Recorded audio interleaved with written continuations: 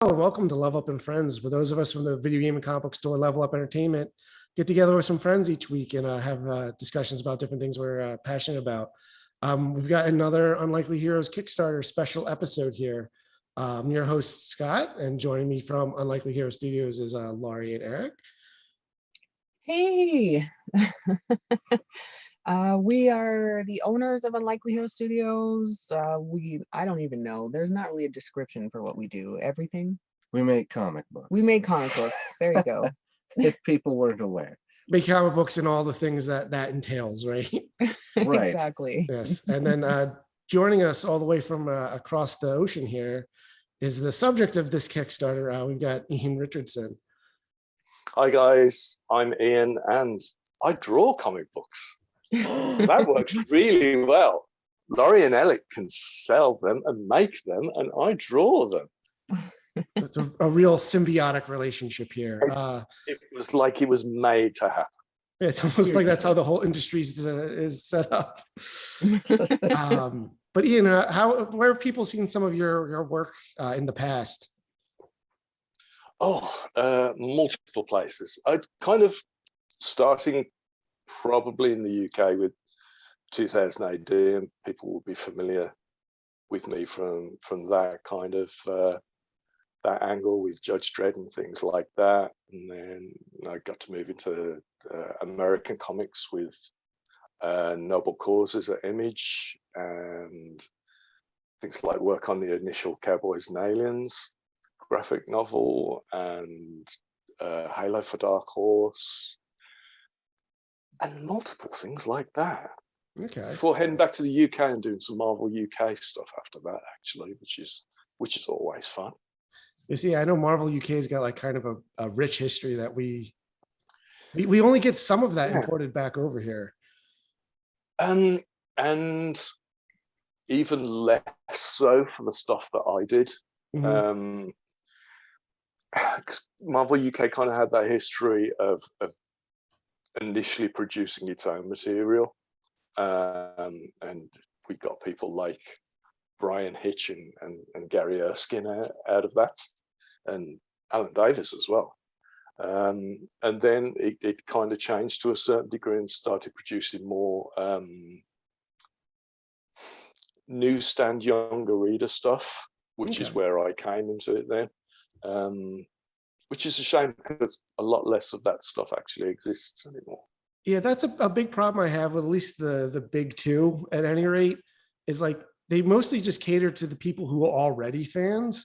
Sure. And they don't do enough, I think, to help bring in new people. I know Marvel's been doing some more like original graphic novels and DC too, but like I feel like the actual like comics like only really appeal to like 30-year-olds that like. I think it's that allegedly that age demographic now is supposed to be 18 to 34.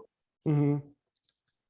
But I don't know, as a comic book store owner, I feel like a lot of these movies don't really translate a lot to direct comic book sales. No, which is not what you would think, but anyway, we don't have to talk about them. I'd rather talk about you guys. Okay, it's fine. Tangents are cool. So we're here because you guys have a new Kickstarter out, The Art of Ian Richardson. Can you tell us a little bit about this project and why people should be excited for it? I'm going to throw that open to Laurie and Erek first, because I'm interested in someone else's point of view other than mine. I can imagine why you would be excited for it. Well, yeah. Yeah. I may be slightly more biased than most people. What? No, you're totally objective. I believe that. Well, I mean, first of all, it's the art of Ian Richardson, and he's a badass. Am I allowed to say badass on this? I mean, it just happened, so. Oh, no, twice actually. Too late now. Yeah, what am I going to do? Edit this? I'm not doing that. I want like honking noises every time I activate the curse. Okay, I'll make it easier on Laurie and Erek then. I'd been wanting for ages, and also being asked for ages by like people I meet at cons and things like that. Where could they pick up a collection of sketches and commissions and things like that? And I think at the top of the list when we were thinking about putting it together, I wanted to make it a collection of stuff that hadn't been in print anywhere else.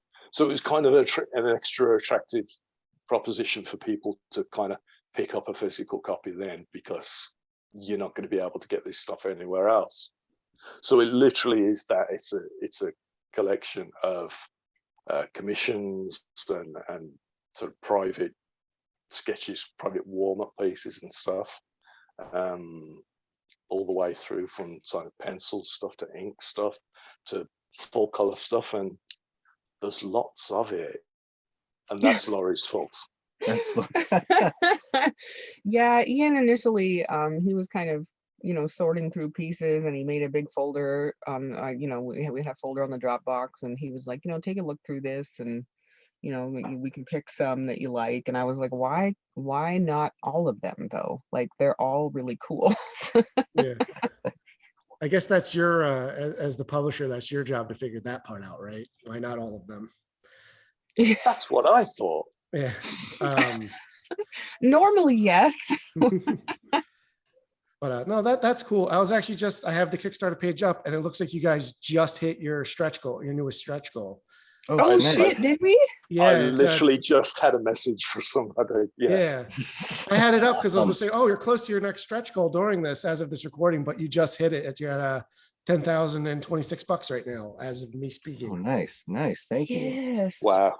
So yes, so we should talk a little bit about the project and what people can get for it. I backed the $35 level so I can get the trade paperback physical copy, which also still comes with the digital PDF. But what kind of stuff can people get besides just the book? So it's mostly the book and different versions of the book. We did have a bunch of original art, but it's sold. It's sold very quickly. But we are offering, so we have a metal card of like the Virgin cover art.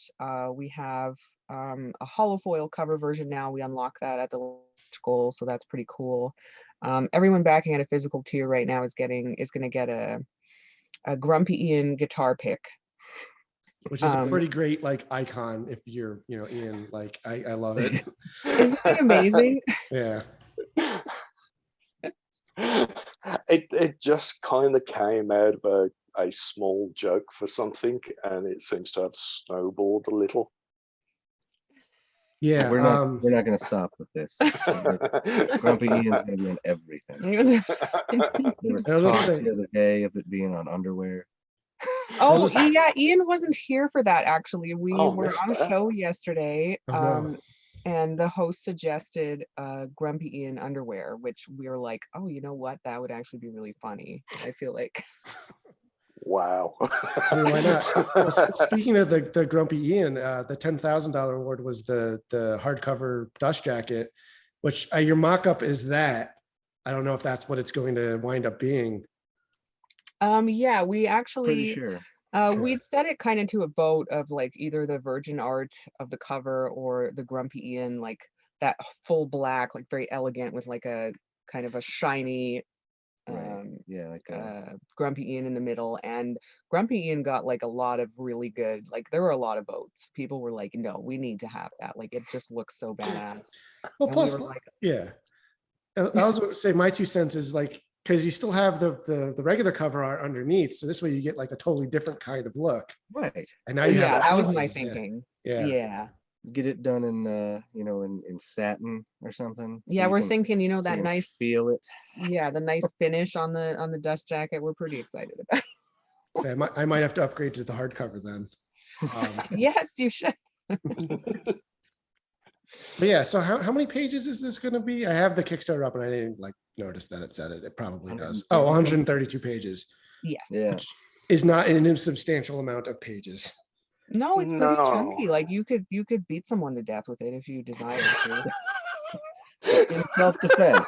In In self-defense. self-defense, yes. If you're assaulted, you have the Grumpy Ian Dusk Jacket that will protect the book That's Yeah. true. while you're fending off your assailant. The blood washes right off the dust. Right, exactly. How did Grumpy you Ian protects and serves. There you go. how did you guys get together? Unlikely Heroes and Ian here. We have, I think, Paul Hanley to blame for that. Yeah, I kind of came out as a third party. So short story long. Well, whichever one you feel like sounds good for me. So Paul was in the throes of getting the Unthinkables out there, and unfortunately he lost his artist at the time, which just happens to be Aaron Kuda, and he lost him to Superman. So kind of get that. Yeah. And Paul came across my stuff on DeviantArt at the time and started talking and asked if we'd be interested. And then Paul and I started working on Unthinkables, and we got to the stage that we were really, really wanting to get the stuff out there and looking for a publisher. And a publisher that was kind of into the book and not just wanting canon fodder for their kind of for their shelves as such. And Paul himself found Laurie and Erek and Unlikely, and they were just so supportive and so into the book and not in any way selfish about what they wanted about it. So I got introduced to the guys through Paul and working on the Unthinkables. Nice. Yeah, I actually surprising because I didn't know the origin of the Unthinkables comic, and it's such an Unlikely Heroes idea that I thought I didn't realize somebody brought it to them. It's like so in line with what you guys do. Yeah. Actually, funnily enough, That was Mike. Right? yeah, Mike Dolan was a fan of Paul and was a patron of his and saw the book and chatted with Paul and knew that they were looking for a publisher, and he sent the book to me, and I was like, this is like basically like if we published another book besides Super and the Surgeon, like this is one that Zach would greenlight. Like this is exactly in line with our stuff. It's like weirdly in line with our stuff. Like it was like yeah, and then it went from there. So cool. Yeah, it's like a match made in I don't want to say match made in heaven, but like, that's what it is. A match made in purgatory. Let's go with that one. Yeah, let's go with that. I was saying just because it's the book's so like all about the villains, I didn't want to make it something so positive. But the book's like not on paper, it's not my kind of thing, but I have read it because we carried it in store, and I think I've sold out. I think I need to get more. We'll talk about that off the podcast. But nice. We'll get you a box. I ended up really liking it because I don't usually like anti-heroes, but it's so offbeat and so well done, and the art in it is awesome, and alone would be worth picking it up, but the story's really good too. And I'm excited to see where it's going because the first issue is really a lot of kind of getting the team together, as it were. Setting the foundation. Yeah, I'm stoked for the next issue. Oh yeah, it gets worse. Yeah, in a good way. Yeah. In a very good way. Yes, it gets chaotic. As it should. Like when you're hiring villains, it shouldn't be heroic. It's yeah. Well, it's like the Suicide Squad if that was all we had left. Yeah, right. Yeah. In a certain way. We're really talking bottom of the barrel here. Yes. Right. Suicide Squad if there's no there's no kind of good left. There's no conscience, like realistically. With there is no redeeming qualities whatsoever. there's not even self-preservation, so to speak. It's just they're bad guys, and they're going to show us why they're bad guys. Well, I'm looking forward to it. There's also an interesting mystery element involved in, with the disasters that are going on. But again, I'm looking forward to that. Is there any art from that made its way into the art book? No, just unpublished stuff. Yeah, we wanted to stick to unpublished. Things you would have to break into someone else's house to actually see. But now you don't have to. So yeah. So to say, just scrolling around, the Kickstarter page and just seeing what art is on there. There's a lot of different, really cool stuff. And I also noticed that there's an Invincible piece, which has Grumpy Ian in the back. Is that where it came from, or is that just like a thing you will insert as you go? That was the original, sort of the second original genesis of Grumpy Ian as stuff. The original one was a con photo. Okay. A friend took of me while I was at my table drawing, and I just kind of did a piss take look up, which is very similar to the Grumpy Ian, and that seemed to amuse quite a few people. And then the Invincible piece was actually somewhat of a last minute addition, courtesy of a friend who reminded me after we'd done the cover and I showed him the cover art. My friend said, "But Invincible's not on there, and you drew the first appearance of Invincible." And I was like, "Oh shit, yeah." So we did that kind of Invincible thing as a kind of farewell to the book, as a last minute addition. Oh, thanks. I really like that story, actually. So the cover is new original art for this book. Yeah. Okay, because I was about to say, I couldn't imagine one of these companies wanting to be like, well, let's throw all of these licensed characters we don't own the rights to on the front. We literally have, I'm going to count it off now off the top of my head, 1, 2, 3, 4, 5 different publishing companies on there. So it's not going to happen, is it? Yeah, that would be fun. Nice little adventure. So we'll just float through the gray area here. That's fine. Yeah.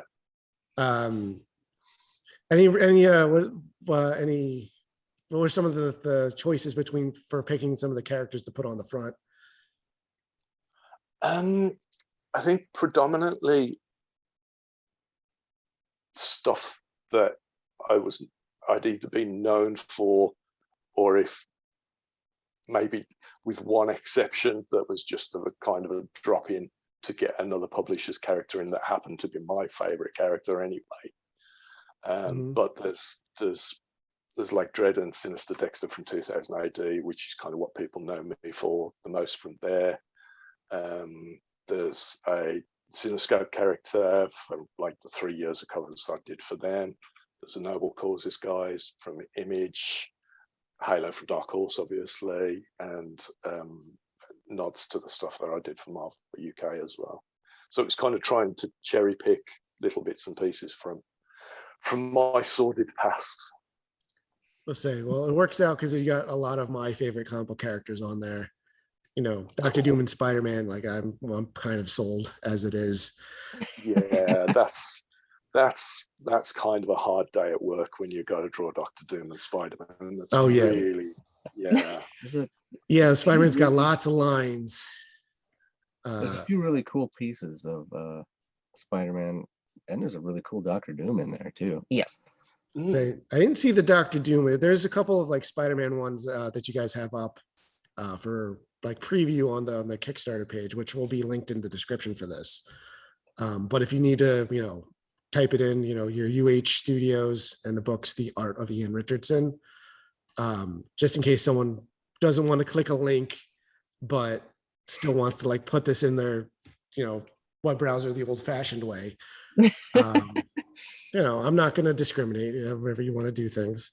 Yeah, Oh, they can do uhstudios.com/Kickstarter should lead right to it. Oh, that's And even that's easier. like the easiest possible route. We try to make it easy on people. Oh, and hopefully it's working out for you. But this is, yet another, as of this recording, we still have 2 weeks to go. But this is already like 4 times the amount your initial goal. And so this is like what your like millionth successful Kickstarter now. 1.2 million. Yeah. That's sort of- I think 12th. I'm not sure the number.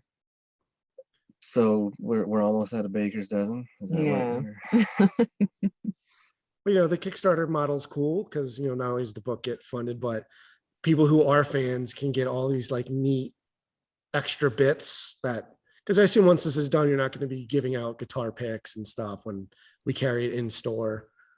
Right. Yeah, no, it's all exclusive merch. Actually, for the next stretch goal, we haven't announced it or shown it yet, but Ian has a Superman design in the book that looks, it just worked out so perfectly for a shirt. So we're gonna unlock it as a shirt, as an add-on for the next stretch goal, and then we'll also be giving all the physical backers a sticker version of it. But it'll be a blue shirt and the Superman color blue, basically, and then Superman. It looks so fucking cool. Oh, man, I'm excited to see it then. What those guys said. I sent it to Ian last night and he was like, "Oh, I would buy that." Oh yeah, that's always a good sign. Yeah. And I already own that shit. Yeah, and you've seen it more than anyone probably ever wants to, It's Superman. It's hard not to like him. Superman. Let's say your Unlikely Heroes like logo is kind of based around a Superman pose, so obviously everyone's got a little bit of affection for him. But yeah, so Ian, what would you say were some of your like artistic influences on you developing your style? Big time, early days. It's stuff like John Byrne and everybody who knows me. I'm obsessed by Jose Luis Garcia Lopez, and then like British stuff like Alan Davis and Brian Hitch and stuff, and then modern stuff like I really adore Ivan Rice's stuff. Okay. So if you could kind of take all of those guys with maybe an extra help in a John Buscema, put them all together, you might find me somewhere in the middle. Yes, I'm looking at the stuff. I was as good as those guys. I think that's an accurate description of your stuff. Now that you've mentioned it, I can see some of that. I mean, from a personal point, you kind of like nail that like comic book art that I dig, where it's like you can do the more realistic proportions and detailing and stuff, but they still have that like cartoonish is the wrong word, but like it's still got to look like a it's still got to look like a comic book. Yes, it still has that comic book look. It like all the props to people in the world that can draw and make it look like a picture. But like when I want like my whiz bang superhero stuff, like that's part of what I want is like that old aesthetic, like you're talking about like a John Byrne kind of look. Yeah, and I think that's predominantly where I come from is coming at it from being a comic fan, and what I always enjoyed seeing on the page. What made me want to pick a book up. Yeah, and then my theory on that kind of stuff is if you would like to buy it, there's got to be at least one other person that would want to buy it. Exactly. So if you're making stuff that it might be you and me, and that's it. That's fine. Yeah. But yeah, so I figured, because I have a couple of friends that make comic books, and it's like, well, should I do this? Should I do that? And my thing is always like, well, if you would make what you want, and then that means you'll find the audience will find it. Yeah. And hopefully you guys have been doing that at Unlikely Heroes. Your books have been popular for us, And I obviously don't think that's just because we originally had local creators working on it. I do think that helped a little bit at the beginning, but I think via Super and the Surgeon and even like elsewhere, as I've had people buying that stuff that like have never been like, or they're like, oh, I just moved to this area. Oh, elsewhere is cool because like, oh, I can get a bunch of different stories in one book, you know. And then you know, so it's finding your niche and like kind of growing it a little bit. Then from there. Yeah, exactly. Yeah, elsewhere has been really fun because we can kind of get this mix of pros, like seasoned comic pros, and then people who have never had anything published before. We take submissions from everyone, we look through them and edit them and stuff, and yeah, and now if it's good, it's good. It yeah. doesn't matter who gave it. There's to us. no like nepotism where it's like the same 4 people are getting hired for every single book. You know what I mean? This gives everyone a chance to get published, and yeah, it's been really fun. It's a cool book. Yeah, I was about to say, because I've had a couple other like local comic creators, and or you know, I don't discriminate. I have prose books from local writers out on the shelf too. But you know, a lot of people like, you know, when I put their books in the store, they're like, oh, can you send me a photo of them on display? I've always wanted to have a comic book store or a comic book in a store, you know, and I was like, oh, that's really cool. I get that. You know, I tried to be creative once and then I realized I am not good enough at it to keep doing it as my day job. But, you know, I get that wanting to create and kind of get it out there drive. And I'm glad that you guys are able to find, you know, smaller people and kind of give them a platform. With that said, you doing volume 3 anytime soon? Yeah, we're accepting submissions for volume 3 until the end of November, and then we're going to be running the Kickstarter in January, February, basically. Okay, I'm looking forward to checking that out. I really like anthology books. Don't get enough credit. I think they're a really cool idea. Yeah, I was actually talking about that with Ian. In the UK and Europe, anthologies are huge. Like they are hugely popular compared to the US. Oh yeah, they're popular everywhere but the US, and I don't get it. Like you can buy a $5 Spider-Man issue, you get 30 pages of Spider-Man, versus like for $10, $12, you can get a trade paperback that has like 10 different stories in it, you know? Yeah. I think one of the things that perhaps I've noticed from this side of the pond, if you like, and I mean, I'm tremendously used to anthology stuff. That's what 2000 AD is. Yeah. Every week, 2000 AD is a 4 or 5 story weekly book. And I was actually at San Diego when DC were launching a partnership with 2000 AD, and DC were going to put solo Judge Dredd stories out and 2000 AD stories. And for some reason, it just missed the mark. I think one of the things some anthologies miss out, which is where Laurie and Erek have kind of done a better job, is it's not always of a consistent high quality. Mm-hmm. And so people picking up a book that's got several different stories in that maybe 50% appeal to them and 50% doesn't because the quality may be lacking a little. It can kind of encourage people to put the book back on the shelf. Yeah, that's fair. Unfortunately, yeah, Unlikely Hero stuff doesn't do that. Good. The check is in the mail. Yeah. Dude, that's on video now. So yeah, no, yeah, I got witnesses.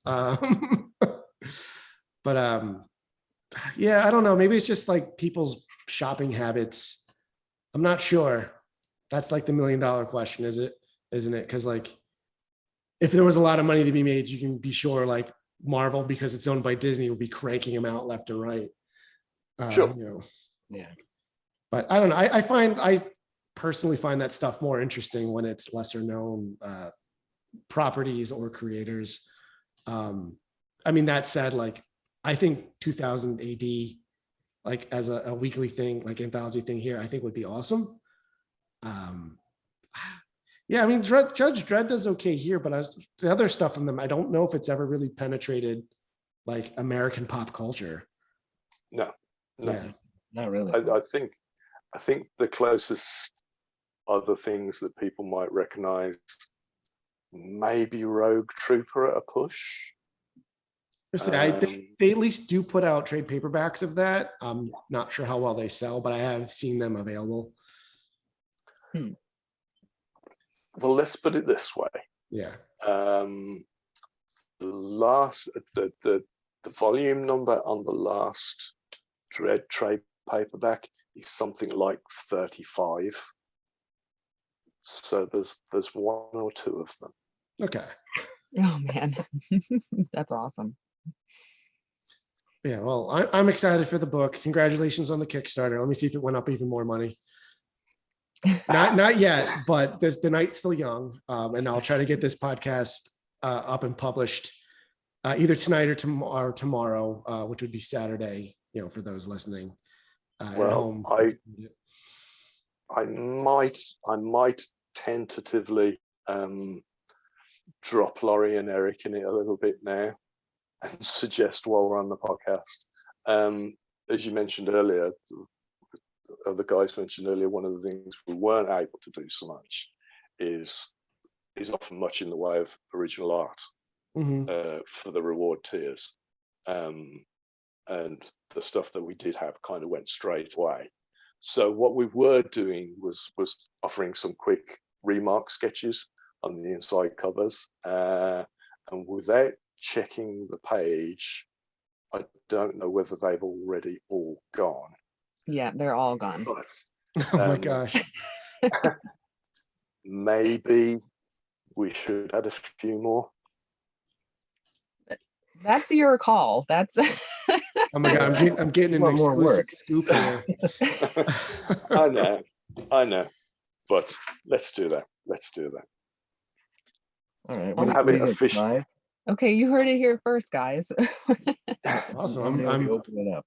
I'm excited. I'll have to try to keep on top of that and make sure I can sort of slide into that a little bit. Because yeah, right now all I have is the trade paperback. Like I think I'm gonna upgrade to the hardcover now that there's a dust sleeve with the Grumpy Ian. I didn't know that was gonna be a thing. I would have done it earlier, but now I know. Oh hell yeah. But yeah, so obviously, you know, I'll start winding this down a little bit. Again, it's you know, unlike you know, UH Studios, The Art of Ian Richardson on Kickstarter. Your guys' website is uhstudios.com, and then /Kickstarter will take you right to it. Again, I'll put those links right in the description, so you can just click right on it and just get it from there.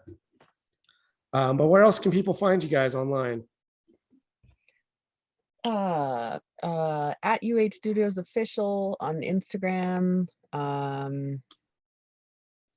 UH Studios on Facebook. Yeah, also Twitter, I thought. At UH Studios on Twitter. We're terrible with the social media. I think that's it. Yeah, and just uhstudios.com for the store and the website. Okay, and I know you guys have been streaming a lot recently. That's been on your Facebook page, right? Yeah, that'll be on our Facebook, YouTube, and Twitch. Our Twitch would also be twitch.tv/UH Studios. So pretty easy to find us. Nice. And what about you, Ian? I'm real easy, and now I've got to try and remember what they are. So I'm Instagram. I'm at art of Ian Richardson, each with an underscore in between them. And then Facebook, try searching for Ian Richardson, and I think it's actually under Rico Illustration. Okay. And that's it, because I don't have time to do anything else. Otherwise, Laurie and Erek shout to me, I should be drawing shit. Yeah, well, you know, always be ABD, right? Always be drawn. Or always be comicking. Damn, that would have been better. Oh well. ABC. Yeah. Although I'm strongly considering opening some new social media that is just called Grumpy Ian. I think that would be Yes. great. There you Kind of insert him like the Invincible, just like into other things happening. go. Yeah, yeah, What you pretty should much. do, film TikToks.